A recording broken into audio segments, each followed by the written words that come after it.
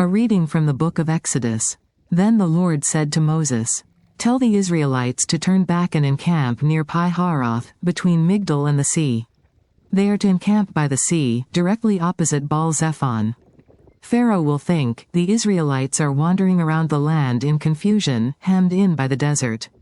And I will harden Pharaoh's heart, and he will pursue them. But I will gain glory for myself through Pharaoh and all his army, and the Egyptians will know that I am the Lord." So the Israelites did this. When the king of Egypt was told that the people had fled, Pharaoh and his officials changed their minds about them and said, "What have we done? We have let the Israelites go and have lost their services." So he had his chariot made ready and took his army with him.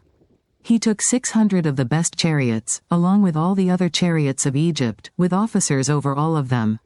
The Lord hardened the heart of Pharaoh king of Egypt, so that he pursued the Israelites, who were marching out boldly. The Egyptians, all Pharaoh's horses and chariots, horsemen and troops, pursued the Israelites and overtook them as they camped by the sea near Pi-hahiroth, opposite Baal-zephon.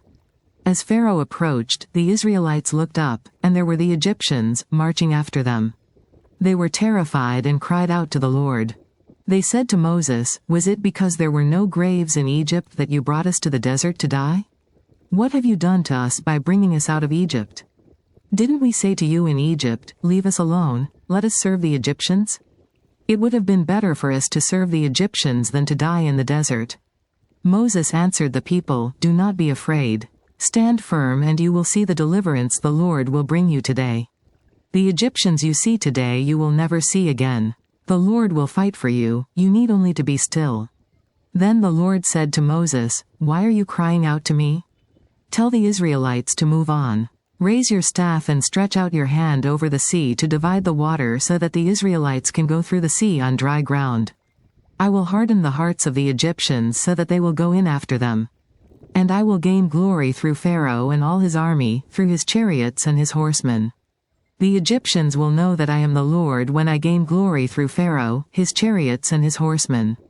Then the angel of God, who had been traveling in front of Israel's army, withdrew and went behind them.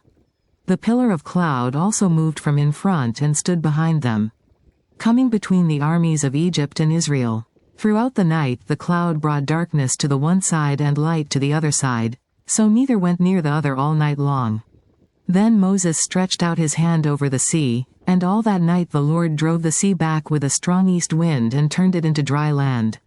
The waters were divided, and the Israelites went through the sea on dry ground, with a wall of water on their right and on their left.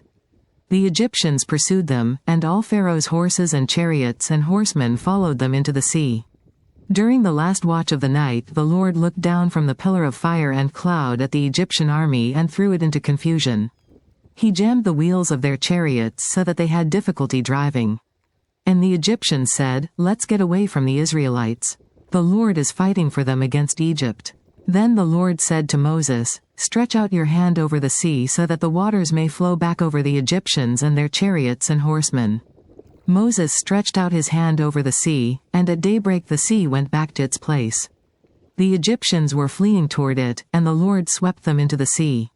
The water flowed back and covered the chariots and horsemen, the entire army of Pharaoh that had followed the Israelites into the sea.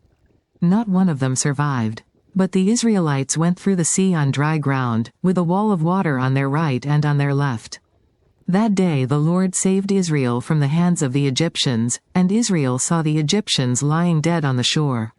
And when the Israelites saw the mighty hand of the Lord displayed against the Egyptians, the people feared the Lord and put their trust in him and in Moses his servant. The word of the Lord.